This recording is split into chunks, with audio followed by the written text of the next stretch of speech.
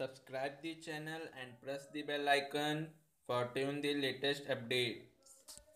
तो फर्स्ट तो ये आपको मालूम होना चाहिए कि हैज़ार्ड्स होते क्या हैं। हैज़ार्ड्स वो नेचुरल फेनोमेना है जो हमको अफेक्ट करते हैं। नेचुरल फेनोमेना है, दैट मीन्स उसके ऊपर हमारा कोई कंट्रोल नहीं है। वो कैसे होंगे, कब होंगे, किस इंटेंसिटी में होंगे, कितना डैमेज करेंगे, कुछ भी हमारे कंट्रोल में नहीं है। अभी जस्ट 8-10 दिन से आप देख रहे हो जो ताउते उधर साइक्लोन था, एक दूसरा अभी वेस्ट बंगाल में भी आ रहा है यास। तो ये सब हैज़ार्ड्स हैं हमारे, जो साइक्लोन्स हैं या जो सुनामी आ जाए, अर्थक्वेक आ जाए, इरप्शंस हो जाएँ, वॉल्केनिक लैंडस्लाइड्स हो जाएँ, फ्लड्स आ जाएँ। ये सब डिफरेंट टाइप के हैज़ार्ड्स हैं जो हमको अफेक्ट करते हैं। इनमें से 3-4 हैज़ार्ड्स हैं जो कि आपके कोर्स में, जैसे फ्लड है, अर्थक्वेक है और शायद सुनामी और साइक्लोन। तो इन्हीं में से हम लोग आज कुछ स्टार्ट करेंगे फ्लड्स को लेके। जैसे तो फ्लड्स क्या होती हैं, ये तो दिखाई दे रहा है ना स्क्रीन। Yes sir. तो फ्लड क्या है ये हर किसी को मालूम है, आपको हर किसी ने उसको महसूस किया हुआ है, देखा हुआ है, चारों तरफ पानी भरा हुआ है। लेकिन जब इसको जियोलॉजिकली या टेक्निकली हम बात करते हैं, then we say you have to define what are the conditions which are responsible for the flood. Naturally flood एक ऐसा हैजार्ड है हमारा जो किस चीज़ से रिलेटेड है। फटाफट आंसर करते चलिएगा साथ में, किस चीज़ से रिलेटेड है ये? Sir excess of water. Excess of water, ठीक है। अब excess of water may be due to many reason. हो सकता है ज़्यादा बरसात के कारण, बहुत ज़्यादा नॉर्मल रेनफॉल ज़्यादा हो जाए, उससे हो सकता है। कभी कभी उसको बोलते हैं क्लाउड बर्स्ट हो जाए, उससे हो सकता है। डैम टूट जाए, उससे हो सकता है। ग्लेशियर बहुत ज़्यादा मेल्ट कर जाए, उससे भी हो सकता है। लेकिन ये सारे फैक्टर्स इंडिकेट कर रहे हैं release of excess water. Clear? जितने भी फैक्टर्स अभी हम लोगों ने बात करी, ये सब रिलीज ऑफ एक्सेस वाटर है। लेकिन एक्सेस वाटर की रिलीज हमको किस फॉर्म में अफेक्ट करने जा रही है, उसके लिए एक और ज़रूरी चीज़ है जिसको कि हम बोलते हैं हमारा रिवर सिस्टम। क्योंकि डिस्ट्रीब्यूशन इसका हमारे रिवर सिस्टम से रिलेटेड ही है। तो रिवर सिस्टम, क्योंकि थ्रू आउट द ईयर हम देखते हैं कि जो हमारा सिस्टम है पूरा अर्थ सरफेस के ऊपर, हम देखते हैं बहुत सारी रिवर हैं, जो फ्लूवियल सिस्टम है, चैनल्स हैं, जो कि इस वाटर को एक जगह से लेके दूसरे स्पेस तक लेके जाती हैं। एक वाटर को एक साइड से लेके दूसरी तरफ कन्वे करती रहती है। और इसको हम किसी भी अपने नॉर्मल आई से भी हम देख सकते हैं, सेटेलाइट के थ्रू देख सकते हैं, जो भी हमारे पास डिफरेंट सोर्सेज हैं। आप एयरप्लेन से जा रहे हो, उस पर भी आपको रिवर की चैनल और उसका पानी समझ में आता है, दिखाई देता है। तो जो रिवर की चैनल है, जो हम लोग ने फर्स्ट ईयर में पढ़ा था कि रिवर वैली होती है, रिवर वैली में एक रिवर की चैनल होती है विच कैरीज द वाटर, जिसके अंदर पानी होता है। एंड इन नॉर्मल और नॉर्मल कंडीशन के लगभग साल में 8-9 महीने तक तो वो पानी उस चैनल के अंदर ही होता है। लेकिन कुछ सीज़न, जैसे जो रेनी सीज़न आता है हमारा जून के बाद से, जून से सितंबर तक का टाइम, इस समय ऐसा क्या होता है कि वो चैनल्स फ्लडेड हो जाती हैं। दैट मीन्स जो उसकी चैनल की कैपेसिटी है, उस कैपेसिटी से ज़्यादा वाटर की सप्लाई हो जाती है। एक सर्टेन अमाउंट तक वाटर जो एक्सेस आ रहा है, रेन या any reason, it is accommodated with in the channel. एक जो अच्छा खासा बरसात होती है नॉर्मली, ऐसा नहीं है कि अभी 4 दिन पहले भी आपने देखा अच्छी बरसात हो गई सुबह तो क्या आपको कहीं फ्लड नज़र आया? नहीं, क्योंकि वो सारा पानी आसानी से हमारी नदी के थ्रू बह के चला गया। दैट मीन रिवर की नॉर्मल कंडीशन में इतनी कैपेसिटी होती है कि वो थोड़ा जो पानी एक्सेस आता है किसी कारण से, उस सबको अपने अंदर समाहित कर लिया और उसको लेके चली गई। लेकिन फिर वो कंडीशन, जब वो वाटर इतना एक्सेस हो जाए, इतना ज़्यादा पानी आए जो उसकी कैपेसिटी के बियॉन्ड, जो उसकी कैपेसिटी, जो भी रिवर चैनल की कैपेसिटी है, जितना वॉल्यूम वो होल्ड कर सकती है, कैरी कर सकती है, उससे ज़्यादा होगा। देन रिवर चैनल के आसपास का जो एरिया होता है, जिसको नॉर्मली हम फ्लड प्लेन कहते हैं, water start spreading over the flood plain. तो ये फ्लड प्लेन, फिर हम आप दो चीज़ें देखते हैं कि रिवर वैली का एक पोर्शन है जो माउंटेनियस एरिया में है, जहाँ पे वी शेप वैलीज होती हैं, नैरो चैनल्स होती हैं, वहाँ पे ऐसा कुछ नहीं होता है, वहाँ पे नॉर्मली बाढ़ नहीं आती है। वो पानी, क्योंकि ग्रेडियंट ज़्यादा है, वो पानी तेज़ी से, अभी एक महीने पहले भी आपने देखा, कई बार आपने न्यूज़ देखा कि इतनी तेज़ी से पानी छूटा, वो तेज़ी से बहाता हुआ जो कुछ भी रास्ते में आया उसको काट के बहा के चला गया। कुछ एक दो दिन के अंदर ही सारी एक्टिविटी ख़त्म हो जाती है एक्सेस वाटर। जबकि जो फ्लड्स हमारे प्लेन में आती है, जो एलुवियल प्लेन के जहाँ हम लोग रहते हैं, यहाँ पे पानी आता है, ये पानी कुछ ज़्यादा दिनों तक, हो सकता है हफ्ता भर, 15 दिन, ऐसे ऐसे स्टे करता है। पहला कारण उसका क्या होगा, कौन बताएगा? प्लेन पे वाटर ज़्यादा दिन क्यों स्टे करता है? क्योंकि सर उसे फिर स्लोप नहीं मिलता है बहने के लिए। हाँ, यहाँ पे स्लोप ज़्यादा नहीं है, क्योंकि यहाँ पे लगभग 1-1.5 डिग्री का भी स्लोप, नॉर्मली 1-2 डिग्री का स्लोप होता है। तो स्लोप ज़्यादा नहीं है तो वाटर की वेलोसिटी ज़्यादा नहीं होगी वहाँ पे, और क्योंकि प्लेन एरिया है तो वाटर स्प्रेड आसानी से कर सकता है। एक्सेस वाटर आने के लिए चैनल्स भी बहुत ज़्यादा हैं, क्योंकि डिफरेंट ट्राइब्यूटरीज होंगी, न जाने कितने नाले होते हैं हम लोग के एरियाज़ में, ये सब नाले भी तो वाटर की सप्लाई कर रहे होते हैं। तो जितना भी अमाउंट ऑफ वाटर एक्सेस आया, वो वाटर जब रिवर के अंदर पहुंचा तो रिवर ने उसको रिवर्ट बैक करके अपने फ्लड प्लेन पे डालना शुरू कर दिया।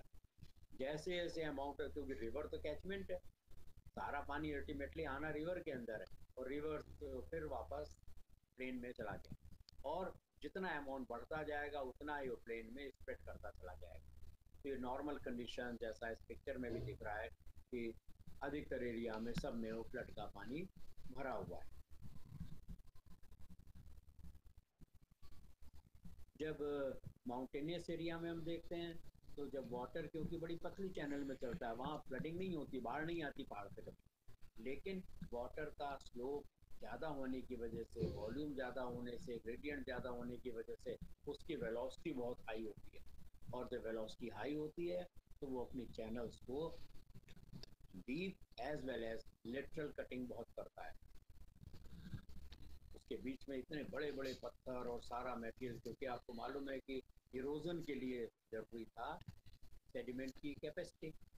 जो लोड होता है नॉर्मल लोड से ज़्यादा, जितना इतना उसमें ग्रेन साइज बढ़ता चला जाएगा, वो उसकी इरोजिव पावर बढ़ाता है, क्योंकि पहाड़ पे ग्रेडियंट में आप देखते हैं बड़े बड़े पत्थर, बड़े बड़े इवन बोल्डर्स तक बहते चले जाते हैं उस वेलोसिटी में। तो वो उसकी लेटरल, जिसमें साइड में इसमें दिखाई दे रहा है आपको कि lateral erosion as well as, नीचे हमको दिखाई नहीं दे रहा है क्योंकि पानी है, तो डेप्थ भी बढ़ाता रहता है और साइड में कटिंग करता रहेगा। तो यहाँ पे अफेक्टेड एरियाज वही होते हैं, जैसे इसमें पिक्चर में दिख रहा है कि साइड के मकान भी टूट के गिर रहे हैं, उसमें गिर गए हैं। तो लेकिन ये एक कम वॉल्यूम वाइज अगर देखें तो कम एरिया को डैमेज करता है माउंटेनियस एरिया, जबकि जब ये प्लेन पे आ जाता है, जहाँ पे फ्लड की हम बात करते हैं, वहाँ ये बहुत ज़्यादा, न जाने कितने रिवर की चैनल्स के किनारे कई कई किलोमीटर की चौड़ाई, क्योंकि बढ़ जाता है और बहुत ज़्यादा एरिया अफेक्टेड होता है, और ज़्यादा फ्लडिंग की वजह से वो वहाँ पे कोई कॉलोनी हो, कोई शहर हो, गांव हो, खेत हो, जो कुछ भी इंडस्ट्रियल एरिया हो, सब जगह पानी भर जाता है एंड इट डैमेजेस आवर्स, ये हमको एक नुकसान भी करता है।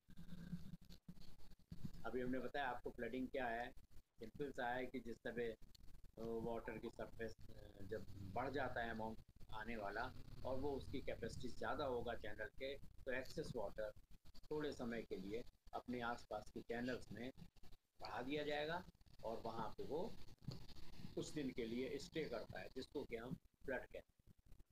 Intensity of flood can be measured by discharge of flood water and water rat of rise. कितना भयानक बाढ़ हो रही है हमको तब पता चलता है कि जितना डिस्चार्ज है, डिस्चार्ज मीन्स एक certain time period, fix time के अंदर कितना पानी वहाँ चैनल से निकल रहा है। तो जितना ज़्यादा डिस्चार्ज पीछे से जितनी ज़्यादा सप्लाई आ रही होगी, अगर कॉन्टिन्यूस रेन्स हैं या और भी कोई कारण से आ रहा है पानी, तो जितना ज़्यादा डिस्चार्ज हो रहा होगा उतना ही ज़्यादा फ्लड का पानी चारों तरफ फैलेगा। और एक चीज़ आप और कहते हैं कि उसको हम नॉर्मली मीटर्स से नापते हैं, मीटर्स या जो भी स्केल है हमारा, कि इतनी ऊंचाई तक पानी आ गया, क्योंकि वाटर का लेवल तो ग्राउंड जो भी हमारा हाइट का कंसेप्ट है, हाइट का concept is always with sea level. तो कितने ऊंचाई पे कितना थिकनेस ऑफ वाटर बढ़ रही है उसको हम देखते हैं। Flood intensity varies over time according to rate of run off. कोई ज़रूरी नहीं है कि किसी पूरे एरिया में किसी रिवर में हर जगह फ्लड एक ही टाइप की हो। एक जगह पे फ्लड दूसरी जगह के फ्लड से वैरी कर सकती है। एक रिवर की फ्लड दूसरी रिवर की फ्लड से वैरी कर सकती है। इवन एक ही रिवर की फ्लड डिफरेंट एरियाज में एक दूसरे से फ़र्क हो सकती है। क्यों? क्योंकि वहाँ की जो जोग्राफिकल या जियोमॉर्फोलॉजिकल कंडीशंस होंगी, they play important role. And secondly, जो बहुत सी ट्राइब्यूटरीज होती हैं जो रिवर को एक्स्ट्रा वाटर सप्लाई करती रहती हैं, उनका भी बड़ा इम्पोर्टेंट रोल होता है। जो बेसिक कॉजेज फ्लड के हैं कि magnitude of flood exceeds the carrying capacity of the channel. हमने पहले ही बताया था कि एक निश्चित कैपेसिटी होती है, बिल्कुल उसी तरह कि एक सर्टेन, आपको मैंने कई बार एग्जांपल दिया कि हर कोई, जितने भी लोग हैं, हर किसी की अलग कैपेसिटी है। कोई इतना वजन उठा सकता है, कोई इतना वजन उठा सकता है। उस एक मैक्सिमम एक लिमिट होगी कि आप मैक्सिमम इतना वजन उठा सकते हैं। अगर उससे एक्सेस 100 ग्राम भी अगर रख दिया जाएगा तो इट विल बी कोलैप्स, ये गिर जाएगा, आपसे नहीं कंट्रोल कर सकते आप। बिल्कुल उसी तरह यहाँ हर रिवर की हर एरिया में कैपेसिटी फ़र्क होती है, और जैसे जैसे उसकी कैपेसिटी फ़र्क होती है और उसकी कैपेसिटी से ज़्यादा वाटर चैनल में सप्लाई होता रहता है, तो वो एक्सेस वाटर को अपने ओवरफ्लो करके अपने साइड चैनल में, ब्लड वेन्स में डिस्ट्रीब्यूट कर देती है। एक्सेस वाटर कैसे आ सकता है? फिर वो ये भी बताया था कि हैवी रेनफॉल हो सकता है, क्लाउड बर्स्ट हो सकता है, स्नो की मेल्टिंग से हो सकता है, लार्ज स्केल में मेल्टिंग हो जाए। जो डैम्स बहुत सारे जगह पहाड़ पे भी अगर देखें तो इस समय बहुत जगह डैम्स बनाए जाते हैं वाटर को रोकने के लिए, तो उनमें डैम्स में कोई डैम बर्स्ट कर जाए, टूट जाए, आइसबर्ग्स कहीं पे कोई आइस ब्लॉकेज हो, कोई ऊपर का ग्लेशियर का आइस मेल्ट करके आया हो, कहीं अटक के रुक गया हो, उसकी वजह से, मेल्टिंग की वजह से पानी आ जाए।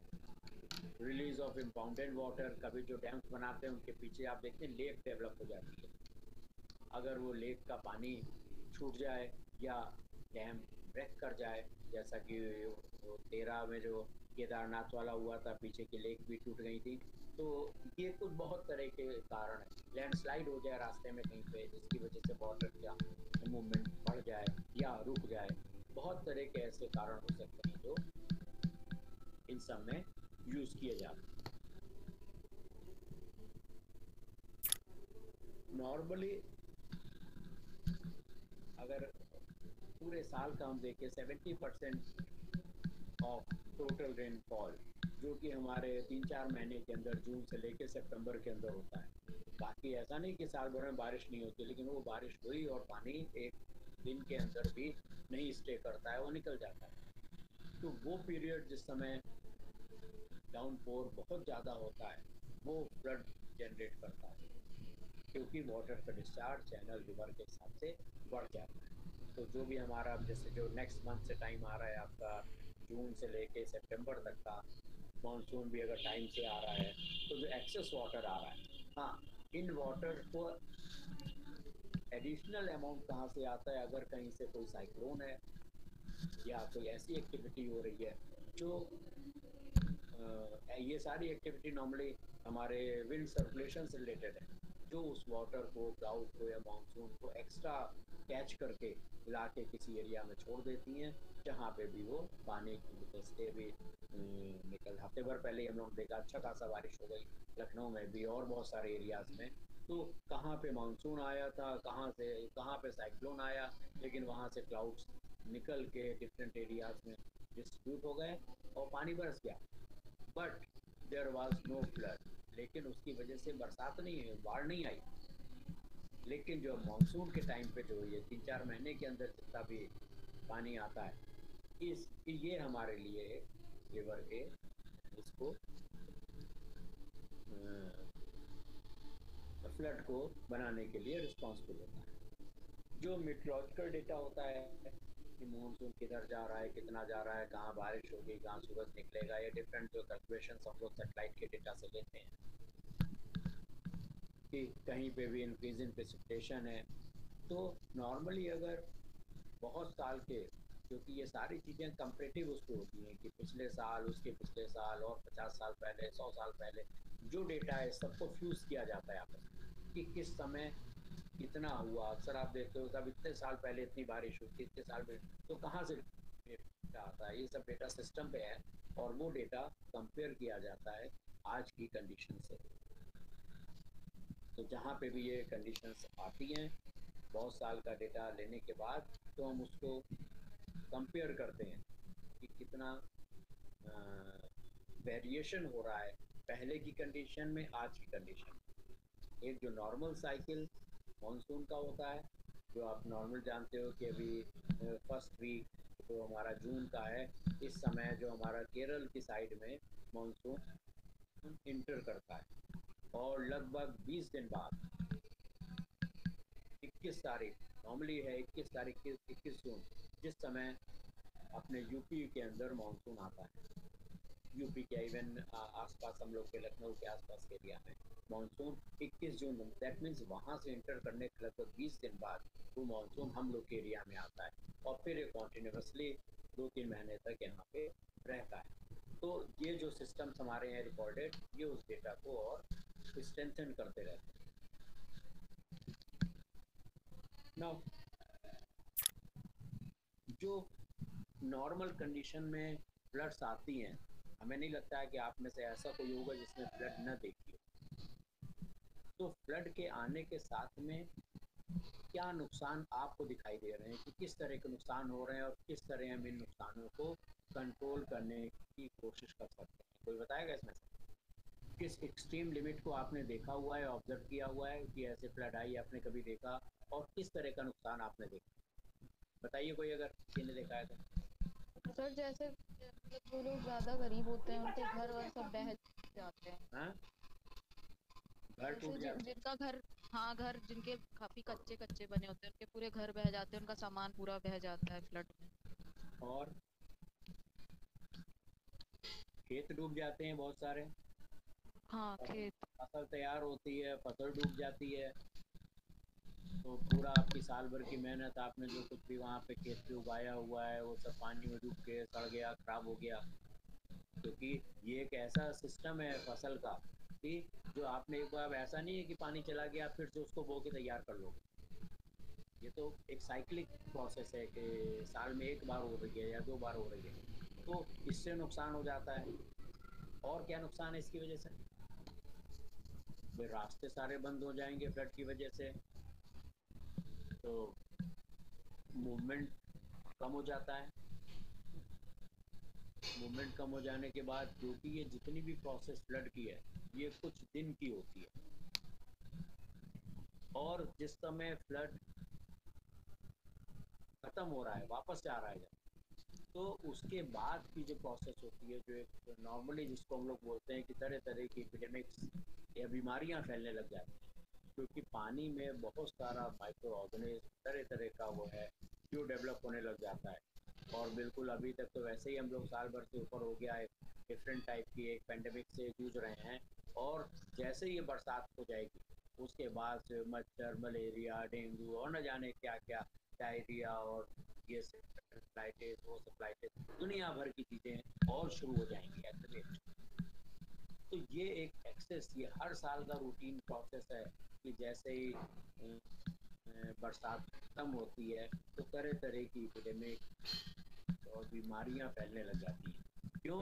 क्योंकि वाटर एक मेन सोर्स है इस तरह के क्रीचर्स को डेवलप करने के लिए, मच्छर या और तरह तरह के जो ये हमारे क्रीचर्स हैं, इन सबको और ज़्यादा रिप्रोड्यूस करने के लिए, उनको मल्टीप्लाई करने के लिए, और क्योंकि वो फेवरेबल सीज़न होता है उनका मल्टीप्लिकेशन का, तो वो उतने ही ज़्यादा नंबर में आते हैं, तो ज़्यादा लोगों को इफ़ेक्ट करने लग जाते हैं। और ज़्यादा इफ़ेक्ट करने की वजह से ही हम उसको पैंडेमिक या ऐसी बात या एपिडेमिक की बात करते हैं कि इतनी तरह तरह की बीमारियाँ शुरू हो जाती हैं। तो ये बहुत सारे उसके निगेटिव कॉजेज़ भी, जबकि जो लैंड डैमेज हो गया, हाउस डैमेज हो गया, खेत में पानी भर के फसल के नुकसान हो गया, और जो मकान बह गया, टूट गया, कोई और भी स्ट्रक्चर्स थे जो टूट गए, ये सब तो डैमेज हैं जो अलग से हैं, फिजिकल डैमेज नहीं।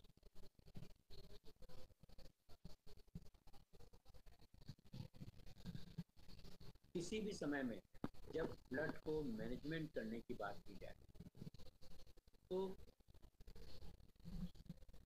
जितना भी एक्सेस रन ऑफ वाटर है, उसको अगर हम ऐसा सिस्टम अपना डेवलप कर पाएँ कि जब भी रिवर में पानी ज़्यादा आ जाए, तो हम उसको एक अच्छे तरीके से उसको डाइवर्ट कर दें कहीं पर। एक आजकल भी एक बड़ा अच्छा एक वो चल रहा है, शायद मालूम हो आपको, कि इंटरलिंकिंग ऑफ रिवर, कि बहुत सारी रिवर्स को इंटरलिंक करने की बात हो रही है, इवन किया जा रहा है, काम चल रहा है उस पर भी। और बहुत सारी नदियों से आप देखते हैं कैनाल्स निकाली जाती हैं।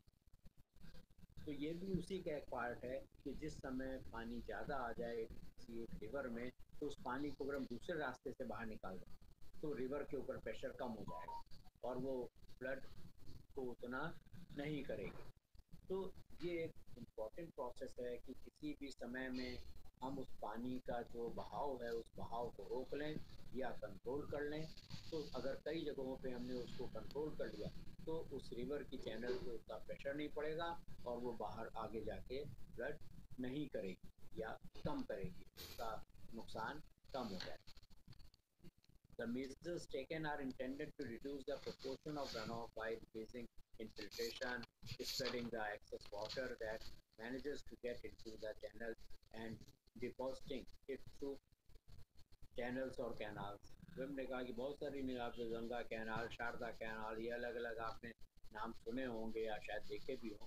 तो ये वही एक प्रोसेस है कि हम डिफरेंट जो रिवर्स हैं जिनमें ज़्यादा पानी आता है, जिन रिवर का कैचमेंट बड़ा है, तो उन रिवर्स के पानी को हम इस तरह कैनाल्स के थ्रू भी निकाल सकते हैं अलग अलग जगह। अब जो नया स्टेप आजकल जो चल रहा है वो ये हो रहा है कि जिस समय भी बरसात या बाढ़ आ रही है, तो सर्टेन रिवर या किसी एरिया में आ रही है, और उसी समय हम देख रहे हैं कि दूसरी रिवर हमारी नॉर्मल कंडीशन में सूखी पड़ी नहीं है। तो कुछ इस तरह का डिज़ाइन किया जाए सिस्टम कि जहाँ पे एक्सेस वाटर है वहाँ से कोई कैनाल या ऐसी बनाई जाए कि उन रिवर में उन वाटर को डाइवर्ट किया जाए जहाँ पे पानी की कमी है, तो ऊपर का पानी का प्रेशर कम होके वो दूसरे की उसमें चला जाएगा। ऐसे बहुत से तरीके बनाए जा रहे हैं, ये भी गए हैं, और बहुत से तरीके बहुत उल्टे या गलत भी किए गए हैं। जो आप लखनऊ में जाके हो सकता है बहुत सारे जगह 10 बार फ़ोटो खिंचा के आए होंगे, तो जो गोमती रिवर फ्रंट पे ये एक बड़ा निगेटिव फीचर हुआ है, ये बहुत ख़राब गलत चीज़ हुई है। एक ब्यूटिफिकेशन करना एक अलग चीज़ होती है, लेकिन किसी रिवर या सिस्टम के साथ ऐसी छेड़छाड़ करना जो कि नेचर के अगेंस्ट है, ये उस तरह के फीचर्स हैं। क्योंकि हमने उस रिवर की जो बहुत चौड़ाई में बह सकती थी, बहती थी बाढ़ के समय में, हमने उसकी बाउंड्रीज लिमिट कर दी। जब बाउंड्रीज लिमिट कर देंगे तो नेचुरली वहाँ पे फ्लो उसका इंक्रीज कर जाएगा। तो यहाँ पे तो हम उसको डैमेज को बचाने की बात कर रहे हैं कि हमने किनारे शहर के अंदर 7-8 किलोमीटर में RCC की वॉल बना दी। ये भी वॉल कितने दिन चलेगी, वो नीचे से इन्फिल्ट्रेशन होगा, नीचे से राउंड कटिंग होगी और वो इरोड हो जाएगा कभी आगे जाके।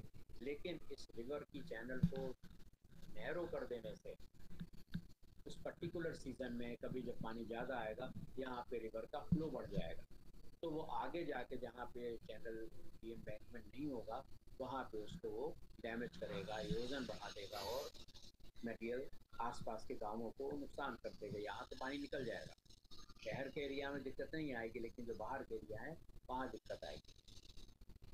और भी बहुत सारे ऐसे एक्सपेरिमेंट्स होते हैं हालांकि जिस गोमती जैसे आपने देखा है, गोमती, गंगा, ये ऐसी रिवर है जो पेरिनियल रिवर है, इनमें साल भर प्रॉपर पानी बहता है।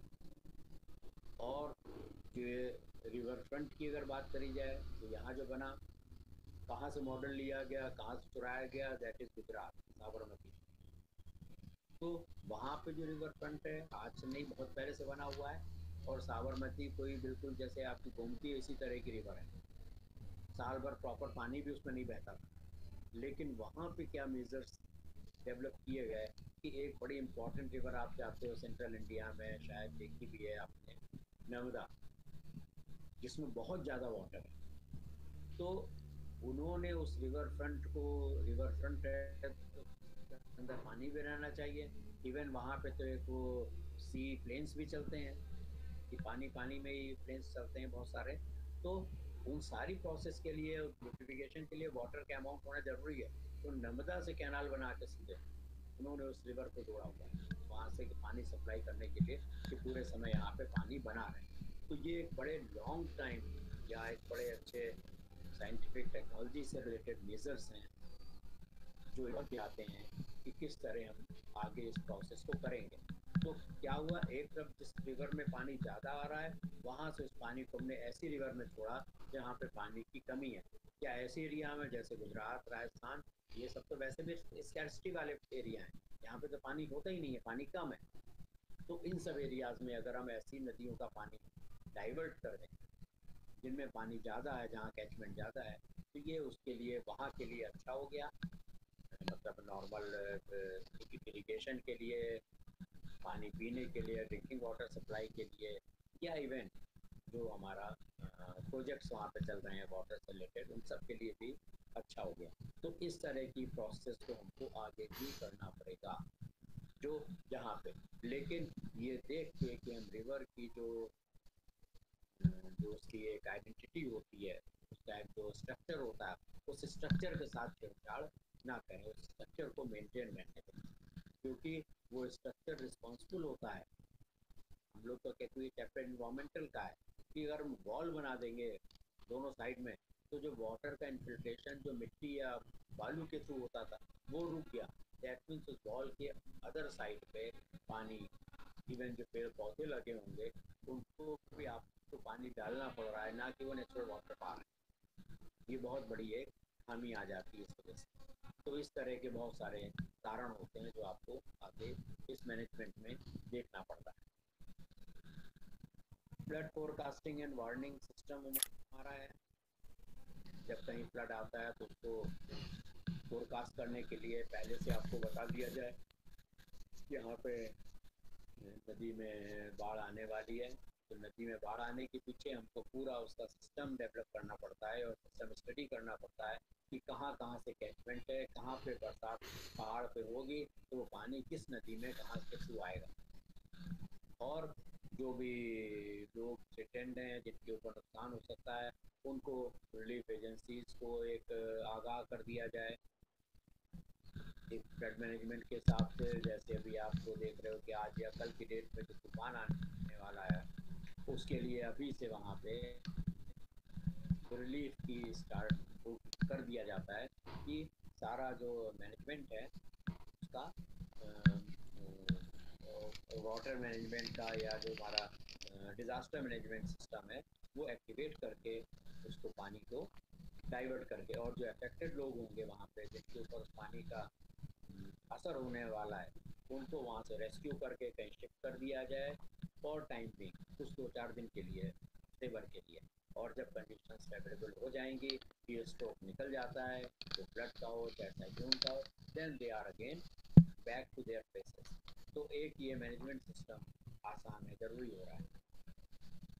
ये डिपेंड करता है स्टडी करने के लिए कि अमाउंट ऑफ रेन कितना है, जो इन सारी एक्टिविटीज़ से बरसात होने वाली है वो कितनी अमाउंट होने वाली है।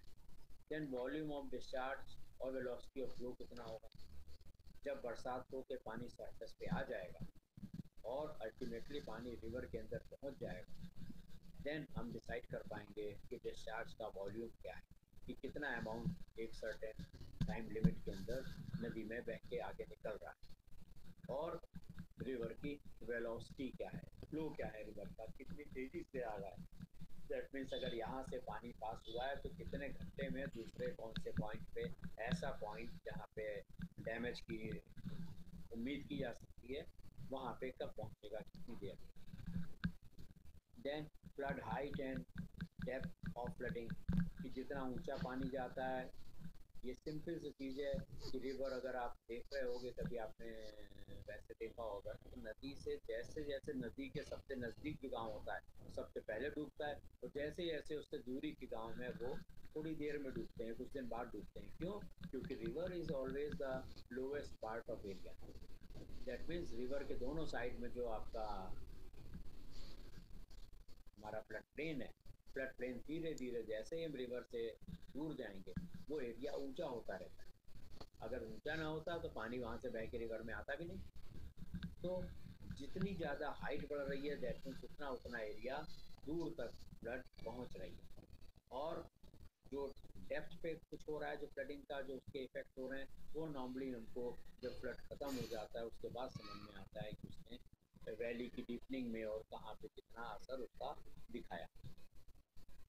The duration and inundation of the area likely to be inundated, की जो ड्यूरेशन हो रहा है, कितने दिन तक ये इनंडेशन, कितने दिन तक पानी भरा रहेगा और कितने एरिया में पानी भरा रहेगा, ये एक इम्पॉर्टेंट फैक्टर है जो किस पे डिपेंड करेगा कि कितना पानी पीछे से आ रहा है और कहाँ से आ रहा था। मान लीजिए रेनफॉल से आ रहा था तो रेनफॉल क्या कॉन्टिन्यूसली चल रही है पीछे, रेन वाटर क्या सप्लाई उसकी मेंटेन्ड है।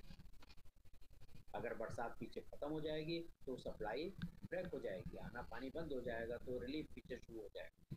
लेकिन अगर सप्लाई पीछे से मेंटेन्ड है, बारिश लगातार पीछे हो रही है, तो ये पानी का अमाउंट बढ़ जाएगा और उसका इनंडेशन का दिन भी, ड्यूरेशन की कितने दिन, 5 दिन, 8 दिन, 15 दिन, कितने दिन पानी भरा रहेगा, ये उस पर डिपेंड करेगा।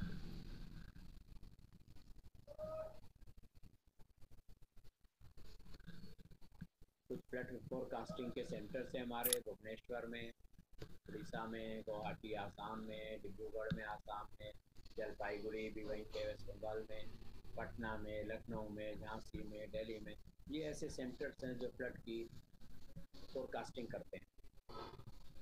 अब अगर इसी सिंपल सी फिगर को देख लें तो इसमें जो पहले 4 नाम हैं, भुवनेश्वर, गुवाहाटी, डिब्रूगढ़, जलपाईगुड़ी, ये सब देखिए ईस्टर्न साइड। भुवनेश्वर उड़ीसा में आ गया, उसके बाद जलपाईगुड़ी बंगाल में और गुवाहाटी, डिब्रूगढ़ दोनों आसाम में। तो क्यों ऐसा हो रहा है? क्योंकि सबसे पहले अभी जिस समय हम लोग यहाँ अभी नेक्स्ट मंथ जिस समय की यहाँ हम लोग उम्मीद कर रहे होंगे कि बादल आ रहा है, बरसात हो रही है, न्यूज़ आना शुरू हो जाएगा कि आसाम में बाढ़ आ गई।